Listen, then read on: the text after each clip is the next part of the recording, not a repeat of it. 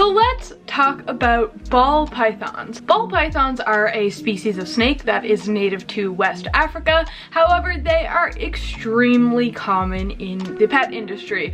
I would say that they are definitely one of the most popular pet snakes, if not the most popular pet snake. So if you're watching this video, I assume you probably have already heard of a ball python and either maybe recently got one or are considering getting one and are looking for a little bit of information on them. So I wouldn't consider myself any ball python expert by any means. However, I have been owning ball pythons for a couple years now. I have also worked with ball pythons at the zoo that I used to work at as a wildlife educator. So hopefully I have some information that might be useful to those of you who are considering a ball python or already have one. So let's just get right into it and start talking about these wonderful snakes. So when I think of ball python care, the very first thing that comes to mind is honestly just how controversial it is.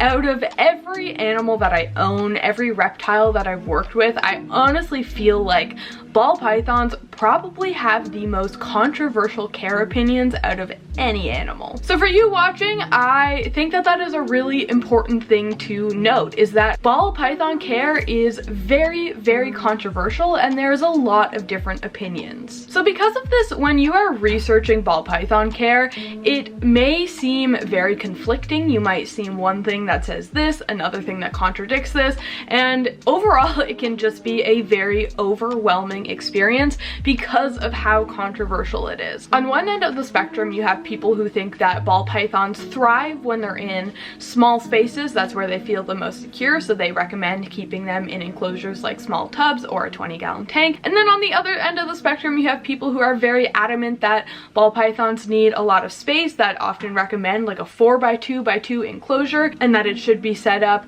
very naturalistic to mimic their natural environment. When it comes to animal care, I think that it's really important to note that there is never just one right way to do things. People have different methods that work for them. So for you, when you are researching ball pythons, just be aware how controversial they are and research from as many different sources as you can to gather as much information as possible, and then this will help you make the decision that you feel is best for you and your snake. So the purpose of this video isn't to tell you exactly how to care for a ball python, but instead just give you some bits of information that I think are important. So know how controversial it is, and because of that, know how important it is to do your research and find credible sources. So another thing that I think a lot of ball python owners or future owners should be aware of is the fact that ball pythons can be very picky snakes, and for this reason I honestly don't think they make the best beginner snake. I'm not going to say that they make a terrible option. A ball python was my first snake.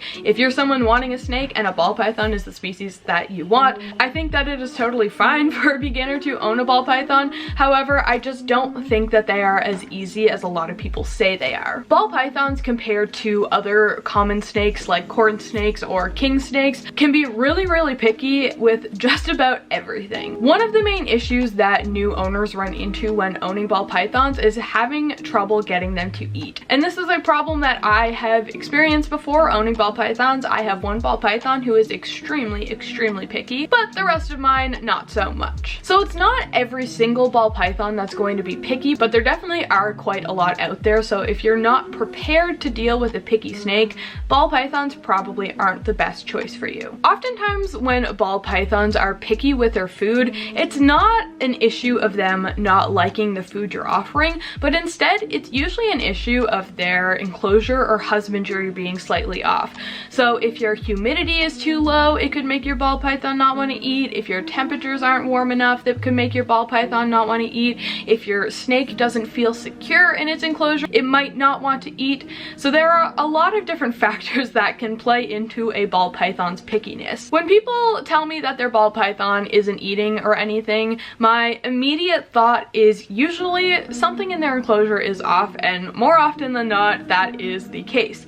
However, that isn't always the case. Sometimes you could have a ball python in a perfect enclosure with everything exactly where they need it, and they can still be picky. My ball python Toby is like that. I have tried him in so many different enclosures to see if that was the issue with different care methods, and no matter how I cared for him, he just does not want to eat rat. Toby, for a very long time that I had him, would only eat live rodents and not frozen thawed. All of my snakes feed on frozen thawed prey when possible. It is definitely the best and safest option. I am not a huge fan of live feeding, but I will do it when necessary, and that should be the case for all ball python owners. Like I said, ball pythons can be very picky, and sometimes it is the case where they need to be fed live prey in order to see it as food. Some of them won't take frozen. Normally you can transition them, but it is very possible that you could end up with a ball python who needs to eat live at some point in their life. So if you don't feel like you're able to handle feeding a live rodent possibly,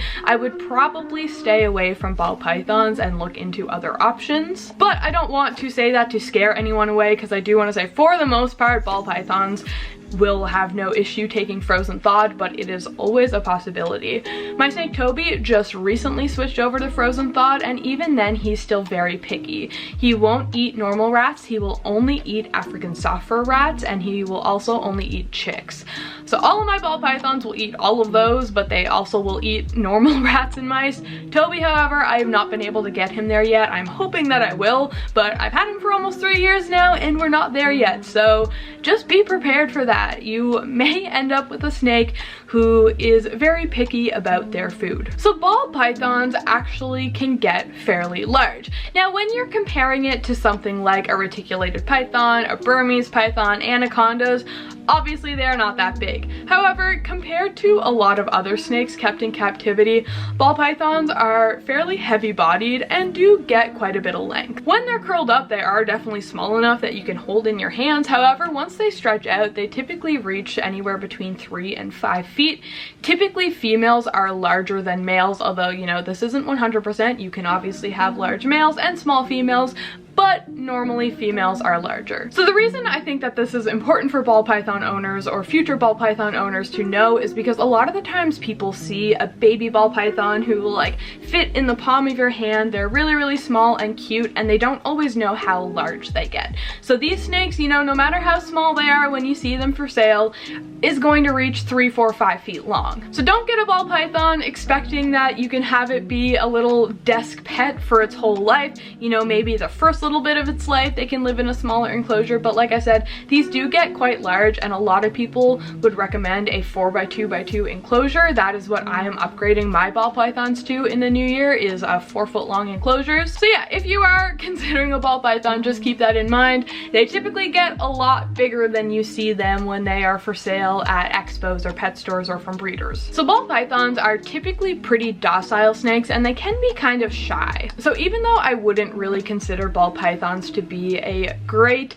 beginner snake, one thing that is definitely a big pro to them is just typically how handleable they are. Now it is important to note that every single snake is different. Just because a lot of ball pythons are good with handling doesn't mean they're all going to be. Every snake does have their own personality, so keep that in mind, but overall ball pythons tend to be very docile and easy to handle. They're not very fast snakes for the most part. King snakes and corn snakes, for example, often move way faster than ball pythons do, which some people really like, other people don't really like, because sometimes when you're handling them it can be a little bit tiring if you're always moving your hands around, keeping up with your snake and stuff. So if you're looking for something that's a little bit more calm and more likely to, you know, move slow and stay in one spot when you're handling it, a ball python is definitely a great option for that. But also know that ball pythons are sometimes very shy snakes, and they can be a little bit timid of you. And if you have a shy snake, oftentimes when you bring them out of their enclosure,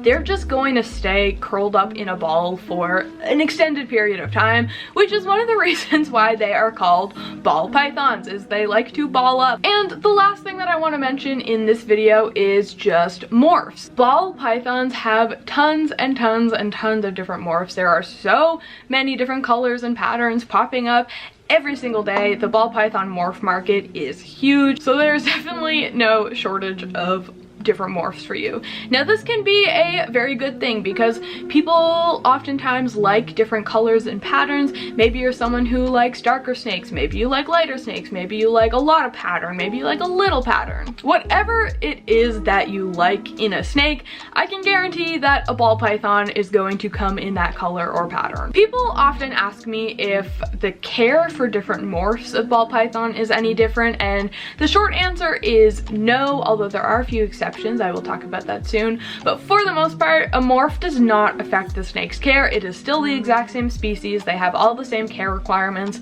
So whether you have a normal ball python, a banana ball python, or some like 4-gene morph ball python, their care is basically all going to be the same. Now, I would say that there is a few exceptions to this because ball python morphs can sometimes be problematic. I'm not going to discuss too much detail on this topic because it would be very, very long if I did, but to sum it up, there are a few ball python morphs that are considered to be problematic. The most commonly talked about problematic ball python morph is definitely the spider morph, but it is not the only one. So the spider ball python causes neurological issues in these snakes that is often referred to as a wobble. It mainly affects things like their balance. Of course, I don't have a snake brain, so I don't really know how it affects them on that sort of level, but I do know the spider morph causes neurological problems, and there are other morphs such as the champagne morph and I think super womas